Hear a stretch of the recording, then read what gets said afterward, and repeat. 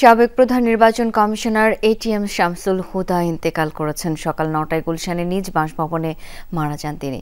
মৃত্যুকালে তার বয়স হয়েছিল ৮৩ বছর। বর্তমানে তার মরদেহ একটি বেসরকারি হাসপাতালে রাখা হয়েছে। তার মেয়ে যুক্তরাষ্ট্র থেকে দেশে ফিরলে আগামী সোমবার জানাজা অনুষ্ঠিত হবে বলে জানিয়েছেন স্বজনরা। 111 সরকারের আমলে নবম সংসদ নির্বাচন পরিচালনা করেন এটিএম শামসুল হুদা। ১৯৬৬ সালে পাকিস্তান সিভিল সার্ভিসে যোগ দেন তিনি। দায়িত্ব পালন করেন বাংলাদেশ কৃষি উন্নয়ন ব্যাংকের এমডি এবং পানি সম্পদ ও অর্থ মন্ত্রণালয়ের সচিব হিসেবে। ২০০০ সালে তিনি চাকরি থেকে অবসর গ্রহণ করেন।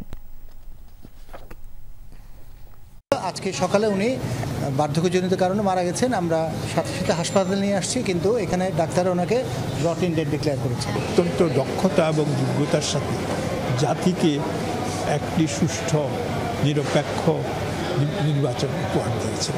ওনার কন্যা আমেরিকাতে থাকেন, উনি আসছেন, উনি সোমবার দিন সকালে পৌঁছাবেন। সম্ভাব্য ইনশাল্লাহ আমরা গুলশান সোসাইটি মসজিদে আগামী সোমবার বাদ মাগরিব ওনার জানাজা হবে।